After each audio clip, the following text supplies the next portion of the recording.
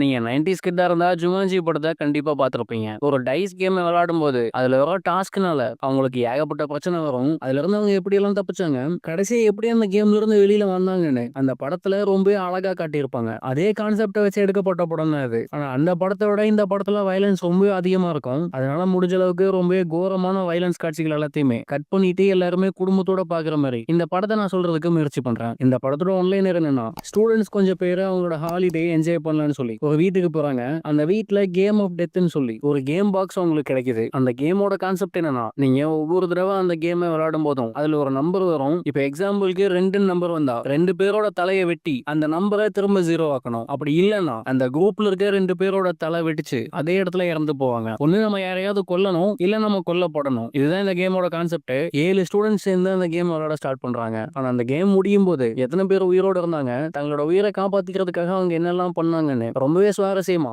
ஏகப்பட்ட திருப்பங்களோட சொன்ன படம் தான் த கேம் ஆஃப் டெத் அப்படின்ற படம். கண்டிப்பா இந்த படம் உங்களுக்கு பிடிக்கும். ரொம்ப பேசாம வீடியோக்குள்ள போயிடலாம். நம்ம சேனல்ல இப்பதான் புதுசா பாக்குறீங்கன்னா மறக்காம சப்ஸ்கிரைப் பண்ணிக்கோங்க. வீடியோ பிடிச்சிருந்தா லைக்கும் பண்ணிருங்க. இப்போ இந்த கதைக்குள்ள போலாம். படத்தோட ஓப்பனிங் சீன்ல ஹீரோவை காட்டுறாங்க. அவனோட பேரு டாம். அவன் கூடவே அவனோட சிஸ்டரும் இருக்காங்க. டாமுக்கு கேம் ஆஃப் டெத்னு சொல்லி ஒரு கேம் கிடைக்குது. அதை எடுத்துட்டு தன்னோட ஃப்ரெண்ட்ஸ் கூட பார்ட்டி பண்ணலாம்னு சொல்லி எல்லா கில்லர் படங்கள்லயும் பேய் படங்கள்லயும் கட்டி வச்சிருக்க மாதிரி ஊரை விட்டு ரொம்ப தனியா ஒரு வீடு கட்டி வச்சிருப்பானுங்க. அந்த வீட்டுக்கு பார்ட்டி பண்ணலாம்னு சொல்லி அவனோட ஃப்ரெண்ட்ஸோட சேர்த்து மொத்தம் 7 பேர் அந்த வீட்டுக்கு வராங்க. 7 பேரும் ரவுண்டா உட்காந்து அவங்களுக்கு நடுவுல இந்த கேம் ஆஃப் டெத் பாக்ஸை வச்சுட்டு இந்த கேம் விளையாடலாம்னு முடிவு பண்றாங்க. அந்த குரூப்ல இருக்க ஒருத்தன் அந்த கேமோட ரூல்ஸை ஒரு சின்ன கார்டு மாதிரி போட்டு அதுல பிரிண்ட் பண்ணி வச்சிருப்பாங்க. அதை எடுத்து படிக்க ஆரம்பிக்கிறான். இந்த கேமோட முதல் ரூலே, இந்த கேம் விளையாடும் போது கண்டிப்பா உங்களுக்கு அடிபடும், ரத்தம் கூட வரதுக்கு வாய்ப்பு இருக்கு. அப்படி இல்லைன்னா மத்தவங்களை நீங்க காயப்படுத்துற நிலைமை கூட வரலாம். இதையெல்லாம் தாண்டி கடைசியா யார் இருக்காங்களோ அவங்க தான் இந்த கேமோட வின்னர்னு போட்டிருக்கு. முதல் ரூலே இவ்வளவு கொடூரமா போட்டிருக்கானுங்க. ஆனா அதையெல்லாம் பெருசா கண்டுக்காம இந்த கேமை விளையாடுறதுக்கு ஸ்டார்ட் பண்றாங்க. இந்த கேமை ஸ்டார்ட் பண்ணணும்னா அதை சுத்திலும் சின்ன சின்ன எலும்பு கூடு மாதிரி ஒரு பீஸ் இருக்கும். அதுல யாரெல்லாம் இந்த கேமை விளையாடணும்னு நினைக்கிறாங்களோ அவங்களோட ஒரு விரல அதுல வைக்கணும். அதுல வச்சு அந்த பட்டன் அழுத்தும் போது அந்த கேம் ஸ்டார்ட் ஆகும் போட்டிருக்கு. எல்லாருமே அந்த எலும்பு கூட்டு மேல விரல வச்சுட்டு ஸ்டார்ட் பண்ணக்கூடிய அந்த பட்டனை அழுத்துறாங்க. அதை அழுத்தின உடனே அந்த கேமுக்குள்ள இருந்து ஒரு சின்ன ஊசி வந்து எல்லாரோட கையிலயும் குத்துது. அதை பார்த்து மத்தவங்களுக்கு எதுவுமே புரியல. இவங்க கிட்ட இருந்து எடுத்த ரத்தத்தை அந்த கேமே உள்ள இழுத்துக்குது. ரத்தம் எல்லாம் உள்ள போனதுக்கு அப்புறம் அந்த கேமோட டிஸ்பிளேல 24 24ன்னு சொல்லி ஒரு நம்பர் வந்திருக்கு. ஆனா அந்த 24க்கான அர்த்தம் என்னன்றது யாருக்குமே தெரியல. இப்போதான் அந்த கேமை கொஞ்சம் சீரியஸா எடுத்து டாமோட சிஸ்டர் அந்த ரூல்ஸ் எல்லாம் போட்டிருக்க கார்டு எடுத்து படிக்க ஆரம்பிக்கிறா. அதுல என்ன போட்டிருக்குன்னா, இந்த கேம் விளையாடுற எல்லாருமே மத்தவங்களை கொண்டுதான் ஆகணும். ஒருவேளை நீங்க மத்தவங்க மேல இறக்கப்பட்டு நீங்க கொல்லாம விட்டுட்டா இந்த கேமே ரேண்டமா யாரையாவது சூஸ் பண்ணி அவங்கள கொண்டுருன்னு போட்டிருக்கு. அது மட்டும் இல்லாம இந்த கேம் எப்போ முடியும்னா, இந்த டிஸ்பிளேல 24ன்னு இருக்கு. அந்த 24 திரும்ப 0க்கு எப்போ வருதோ அப்பதான் இந்த கேம் முடியும்னு போட்டிருக்கு. கேம்ல இருக்க டிஸ்பிளே 0க்கு வரும்போது யாரு உயிரோடு இருக்காங்களோ அவங்க தான் இந்த கேமோட வின்னர்னு போட்டிருக்கு. இதை படிச்சு பார்த்து எல்லாருக்குமே அள்ளு விடுது. அது மட்டும் இல்லாம இன்னொரு முக்கியமான ரோல் என்னன்னா, இந்த கேமை ஒரு டைம் உங்க பிளட்டை வச்சு ஸ்டார்ட் பண்ணிட்டா எந்த காரணத்தை கொண்டும் திரும்ப பின்வாங்க கூடாது. அப்படி பின்வாங்கினாலும் நீங்க கொல்லப்படுவீங்கன்னு போட்டிருக்கு. இதுல இருந்து அவங்களுக்கு என்ன புரியுதுன்னா, இந்த கேம்ல வின் பண்ணணும்னா கண்டிப்பா நம்ம உயிரை காப்பாத்திக்கிறதுக்காக இன்னொருத்தங்களை கொன்னேதான் ஆகணும், வேற வழியே இல்லைன்றதான் அங்க இருக்கவங்களுக்கு இப்பதான் புரியுது. ஆனா ஹீரோவையும் அவனோட சிஸ்டரையும் தவிர இந்த கேமை யாருமே சீரியஸா எடுத்துக்கல. ஒரு ரெட் கலர் தொப்பி போட்டவன் அந்த குரூப்ல இருப்பான். இதெல்லாம் ஒரு கேம், இதுக்கெல்லாம் ரூல்ஸ் போட்டு என்னால விளையாட முடியாது, நான் இதெல்லாம் விளையாட முடியாதுன்னு சொல்லிட்டு அந்த ரூம் விட்டு வெளியில வந்துருவான். தொப்பிக்கு வேற அங்கிருந்து போன உடனே எல்லாருமே எழுந்து பின்னாடி வந்துருவாங்க. இப்ப உள்ள இருக்கிறது ஹீரோவும் அவனோட சிஸ்டரும் மட்டும்தான். வெளியில வந்து சரக்கு அடிச்சுட்டு பேசிட்டு இருக்கும்போது அந்த குரூப்ல ஹைட்டா ஒருத்தர் இருப்பான். அவன் எனக்கு தலை ரொம்ப பயங்கரமா வலிக்குது, என்ன பண்றதுன்னு தெரியல, இங்க யார்ட்டையோ டேப்லெட் இருக்கான்னு சொல்லி வழியில பயங்கரமா கத்துவான். அடுத்து கொஞ்ச நேரத்தை அவனோட தலை வெடிச்சு அங்க இருக்க எல்லாரும் மேலே அவனோட பிளட் தெரிச்சு ரொம்ப கொடூரமா சாகுறான். அதை பார்த்து அங்கிருந்த எல்லாரும் மிரண்டு போறானுங்க. பயத்துல பயங்கரமா கத்துறானுங்க. அதே நேரம் உள்ள அந்த கேம் பாக்ஸை காட்டும் போது அங்க இருந்த டிஸ்பிளேல இவ்வளவு நேரமா 24ன்னு இருந்திருக்கும். அந்த இடத்துல இப்ப 24ன்றது மாதிரி 23ன்னு வருது. ஏன்னா அந்த ஹைட்டா இருந்தவன் தான் இப்ப இறந்து போயிட்டான்ல, அதனால அந்த 24ன்ற கவுண்ட் ஒண்ணு குறைஞ்சு 23ஆ மாறுது. வெளியே இருந்த எல்லாருமே உடம்பு முழுக்க ரத்தத்தோட உயிர் பயத்துல பயங்கரமா கதறி அழுவானுங்க. இதை பார்த்து அந்த தொப்பிக்காரன் ரொம்பவே பயந்து எல்லாருமே வீட்டுக்குள்ள ஓடிவாங்கன்னு வெளியில இருந்த எல்லாரையுமே ஹீரோவும் அவனோட சிஸ்டரும் இருக்க அந்த ரூம்குள்ள கூட்டிட்டு வந்து எல்லாருமே தரையில படுங்க, கண்டிப்பா இந்த வீட்டை சுத்திலும் யாரோ இருக்காங்க, அவங்க தலையில சுட்டதுனாலதான் அவன் இறந்து போயிட்டான், கண்டிப்பா தலையை மட்டும் வெளியிலே காட்டிடாதீங்க, இறந்து போயிடுவீங்கன்னு எல்லாருமே தரையில படுக்க சொல்றான். அதை கேட்ட ஹீரோவும் கர்டன் விளக்கிட்டு வீட்டை சுத்திலும் யாராவது இருக்காங்கன்னு செக் பண்ணி பார்ப்பான். ஆனா அங்க மனுஷங்க இருக்க மாதிரியும் கொஞ்ச நேரத்துக்கு முன்னாடி வளர்ந்தவன யாராவது சுட்ட மாதிரியும் எந்த ஒரு அறிகுறியுமே இருக்காது. ஹீரோ யாருமே இல்லைன்றதை கன்ஃபார்ம் பண்ணி தொப்பிக்காரங்கிட்ட சொல்லும் போது அவன் நம்பவே மாட்டான். கண்டிப்பா வெளியில இருந்து யாரோ சுட்டுதான் அந்த வளர்ந்தவன் இறந்து போயிட்டான், எனக்கு நல்லாவே தெரியும், நம்மளையும் அதே மாதிரி தான் கொல்ல போறாங்கன்னு பயத்துல பயங்கரமா கத்துவான். அதே சமயம் ஹீரோட வீட்டு கதவை யாரோ தட்டுற மாதிரி சவுண்ட் கேட்கும். ஹீரோ கையில இருந்த ஒரு ஹேண்ட் கன் எடுத்துட்டு யாருன்னு பாக்கலாம்னு சொல்லி கதை ஓபன் பண்ணுவான். ரொம்ப வயசான ஒருத்தர் வெளியில நின்னுட்டு இருப்பாரு. அவரோட தலையில கன்னை வச்சு மிரட்டி வீட்டுக்குள்ள கூட்டிட்டு வந்து கீழே தரையில படுக்க வச்சு அவரோட தலையில துப்பாக்கியை வச்சு நீ யாரு,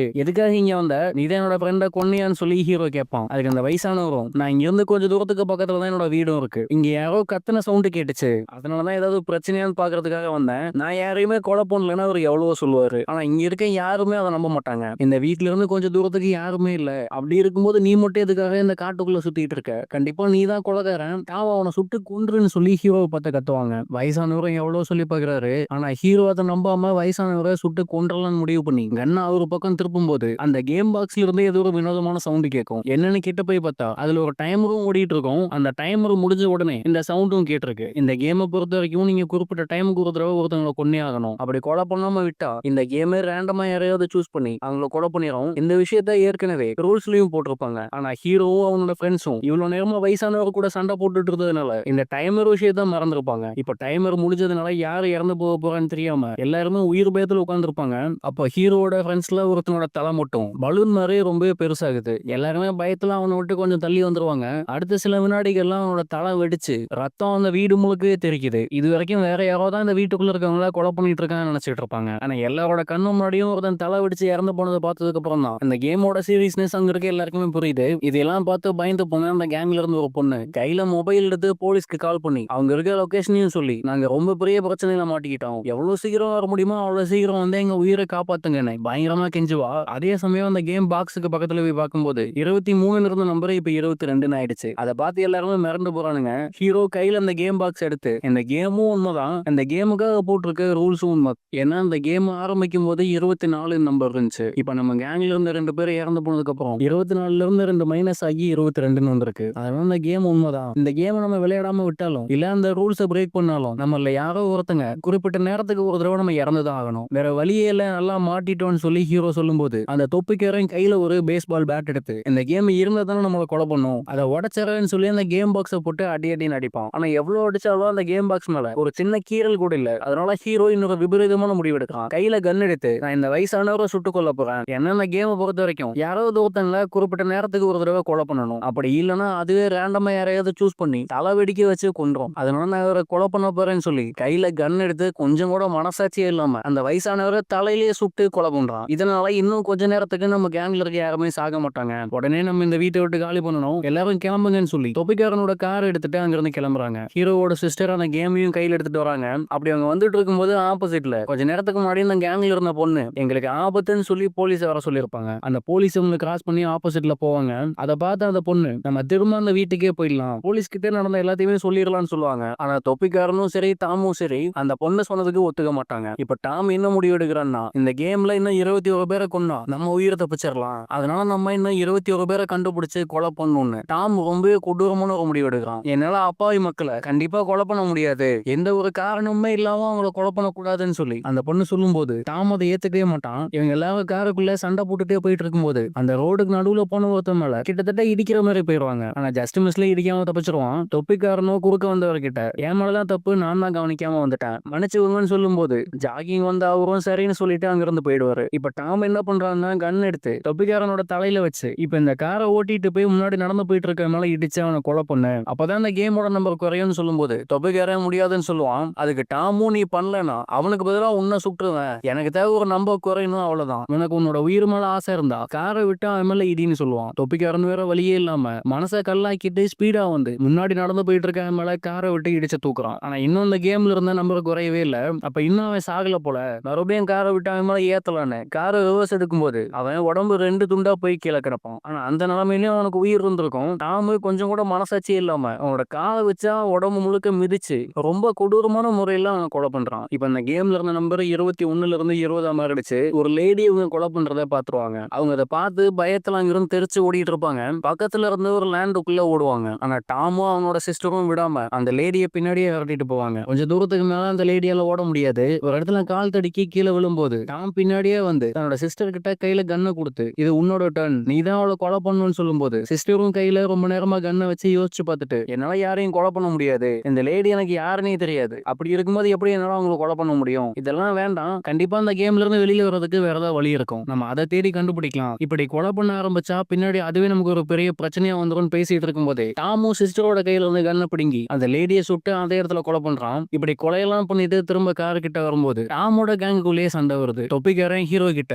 எதுவுமே தெரியாத அப்பாவி மக்களும் நம்ம எந்த காரணமும் இல்லாம சுட்டு கொலை பண்ணிட்டு இருக்கோம், அது ரொம்பவே தப்பு, இதுக்கப்புறம் அந்த மாதிரி நான் எந்த கொலையும் பண்ண மாட்டேன்னு தொப்பிக்காரன் சொல்லிட்டு இருப்பான். அதே நேரம் அந்த காருக்குள்ள ஒரு பொண்ணு மட்டும் தனியா உட்காந்து பயங்கரமா அழுதுட்டு இருக்கும். அதே சமயம் அந்த வழியா வந்து ஒரு லேடி போலீஸ் இப்படி உடம்பு முழுக்க ரத்தத்தோட நடு ரோட்ல நின்றுட்டு இருக்கிறத பார்த்துட்டு ரொம்பவே பயத்தோட கையில ஒரு ஷாட் கன் எடுத்துட்டு கீழே இறங்கி வந்து, பசங்களா உங்களுக்கு ஏதாவது பிரச்சனையா, உங்களுக்கு நான் ஏதாவது உதவி பண்ணுமான்னு கேட்பாங்க. அதுக்கு அவனுங்களும் எந்த பிரச்சனையும் இல்ல, நாங்க கார்ல வந்துட்டு இருக்கும்போது ஒரு மான் உள்ள வந்துருச்சு, அதை அப்புறப்படுத்துற முயற்சியில தான் எங்க உடம்பு முழுக்க பிளட் ஆயிடுச்சு, எந்த பிரச்சனையும் இல்லைன்னு சொல்லி போலீஸ் கிட்ட சமாளிச்சுட்டு இருப்பாங்க. அதுக்கு அந்த போலீஸும் மானை இடிச்சிங்க ஓகே, இறந்து போன அந்த மான் எங்கன்னு கேட்கும்போது நாங்க இப்பதான் அந்த காட்டுக்குள்ள அதை தூக்கி போட்டோம், நீங்க பயப்படுற அளவுக்கு வேற எந்த பிரச்சனையும் இல்ல, நாங்க பாத்துக்கிறோம்னு சொல்லி அந்த போலீஸ் அங்கிருந்து அனுப்ப பார்ப்பாங்க. லேடி போலீஸும் சரின்னு சொல்லி திரும்ப அவங்க காருக்கு போகும்போது ரொம்ப நேரமா யாரையுமே கொலை பண்ணாம இருந்ததால அந்த கேமே ஒரு ஆளை செலக்ட் பண்ணுது. காருக்குள்ள தனியா உட்காந்து ஒரு பொண்ணு அழுதுட்டு இருப்பா. அந்த பொண்ணோட தலை வெடிச்சு ரொம்பவே கொடூரமா சாகுறா. அதை பார்த்து இந்த லேடி போலீஸ் பிரச்சனை ரொம்ப பெருசுன்னு புரிஞ்சுட்டு எல்லாரும் அசையாம இருங்க இல்லைன்னா சுற்றுவேன்னு சொல்லி எல்லாரும் முன்னாடி கண்ணை காட்டி மிரட்டுவாங்க. அதே நேரம் டாம் கையில வச்சிருந்த கண்ணை போலீஸ் கிட்ட காட்டி அசஞ்சா சுற்றுவேன்னு சொல்லுவான். ஹீரோயின் ஓடி வந்து டாமோட கையை தடுத்து போலீஸ் எல்லாம் கொலை பண்ணாத, ரொம்ப பெரிய பிரச்சனை ஆயிடும்னு சொல்லுவா. ஆனா டாம் கொஞ்சம் கூட மனசாட்சி இல்லாம ஹீரோயினோட தலையிலே கண்ணை வச்சு லேடி போலீஸை பயங்கரமா மிரட்டுவான். உங்களோட கண்ணை தூக்கி போடுங்க இல்லைன்னா இவ்வளவு சுட்டு கொன்றுவேன்னு சொல்லி மிரட்டிட்டு ஹீரோயினை வச்சு அங்க இருந்து தப்பிச்சு டாமும் அவனோட சிஸ்டரும் மட்டும் கார் எடுத்துட்டு அங்க இருந்து கிளம்புறாங்க. இப்ப போலீஸ் கிட்ட ஹீரோயினும் தொப்பிக்காரனும் மட்டும் தான் இருப்பாங்க. லேடி போலீஸும் அவங்களோட வாக்கி டாக்கில மத்த போலீஸ்க்கு கான்டாக்ட் பண்ணி இங்க இந்த மாதிரி பிரச்சனை ஆயிடுச்சு, 2 பேரும் அரெஸ்ட் பண்ணணும், உடனே வாங்கன்னு சொல்லி கூப்பிடுவாங்க. அரெஸ்ட்னு கேட்ட உடனே தொப்பிக்காரன் ரொம்ப பயந்து, நாங்க எந்த தப்புமே பண்ணல, பண்ண எல்லாமே டாம் தான், அவனை தப்பிக்க விட்டுட்டு எதுக்காக என்ன அரெஸ்ட் பண்றீங்கன்னு கேட்கும்போது லேடி போலீஸ் எதுவுமே சொல்லாம அவங்களோட டீமுக்கு கான்டாக்ட் பண்ணி சீக்கிரமா வாங்கன்னு மட்டும் சொல்லிடுவாங்க. இப்படியே விட்டா கண்டிப்பா நம்ம 2 பேரையும் ஜெயில தூக்கி போட்டுருவாங்கன்னு ஹீரோயின் புரிஞ்சுக்கிட்டு ஒரு கம்பி எடுத்து லேடி போலீஸை போட்டு பயங்கரமா அடிச்சு அதே இடத்துல கொன்னுட்டு அவங்களோட ஷார்ட் கன்னையும் அவங்களோட போலீஸ் வண்டியும் திருடிட்டு அங்கிருந்து போவாங்க. இப்ப டாமும் அவங்களோட சிஸ்டரும் எடுத்துட்டு போனது தொப்பிக்காரனோட வண்டி தான். தொப்பிக்காரன் பீஸா டெலிவரி பண்ற வேலையை பார்த்துட்டு இருப்பான். அதனால அந்த கார்ல ஜிபிஎஸ் இருக்கும். தொப்பிக்காரன் அவனோட ஆபீஸ்க்கு கால் பண்ணி என்னோட கார் எங்க போயிட்டு இருக்குன்ற லொகேஷன் எனக்கு லைவா ட்ராக் பண்ணி சொல்லுவான்னு கேட்பான். அவங்களும் ட்ராக் பண்றாங்க. இப்ப தொப்பிக்காரனுக்கும் ஹீரோயினுக்கும் என்னன்னா, இன்னும் 19 உயிரை எடுத்தாதான் அந்த கேம் முடியும், அதனால பொதுமக்களை யாரையுமே கொலை பண்ண வேணாம், அவங்க ரொம்பவே அப்பாவியானவங்க, நம்மளே நம்ம சாக்ரிஃபைஸ் பண்ணி அந்த கேமை முடிச்சிடலாம், கண்டிப்பா அதுக்கு ஏதாவது வழி இருக்கும், அதை எப்படியாவது கண்டுபிடிக்கணும்னு நினைச்சிட்டு இருப்பாங்க. ஆனா டாமும் அவனோட சிஸ்டருக்கும் அவங்க 2 பேரையும் காப்பாத்திட்டா போதும், மத்த 19 பேரை யாரையாவது கண்டுபிடிச்சு கொலை பண்ணி இந்த கேமை முடிச்சு தங்களோட உயிரை காப்பாத்திக்கணும்ன்றது தான் டாமோட நோக்கமா இருக்கும். அதை எப்படியாவது தடுக்கணும்னு சொல்லி தொப்பிக்காரனும் ஹீரோயினும் ரொம்ப போராடுவாங்க. ஆபீஸ்ல இருந்து ட்ராக் பண்ணி பார்க்கும்போது தொப்பிக்காரனோட காரு ஒரு ஹாஸ்பிட்டலுக்குள்ள போயிட்டு இருக்கும். இங்க எதுக்காக போறாங்கன்னா, கண்டிப்பா ஏதாவது நோய்வாயப்பட்டு இன்னும் கொஞ்ச நேரத்துலயோ இல்ல கொஞ்ச நாள்லயோ இறந்து போற கண்டிஷன்ல இருக்க பேஷண்ட்டை 19 பேரை செலக்ட் பண்ணி அவங்கள சுட்டு கொண்டு இந்த கேமை முடிக்கணும்னு சொல்லி தான் டாம் அங்க போயிட்டு இருப்பான். பின்னாடியே தொப்பிக்காரனும் ஹீரோயினும் ஃபாலோ பண்ணியே வந்துட்டு இருப்பாங்க. தொப்பிக்காரனும் ஹீரோயினும் ஹாஸ்பிட்டலுக்கு வரதுக்குள்ள டாமும் அவனோட சிஸ்டரும் ஹாஸ்பிட்டலுக்குள்ள போய் ஐசியூ வார்டுல இருக்க நிறைய பேஷண்ட்டை தலகாணியை வச்சு அழுத்தியும் கன்னை வச்சு சுட்டும் விதவிதமா கொலை பண்றானுங்க. கொஞ்சம் கூட மனசாட்சியே இல்லாம ஏதோ பொம்மையை சொல்ற மாதிரி அங்க இருக்க எல்லாரையுமே அடிச்சே கொள்றானுங்க.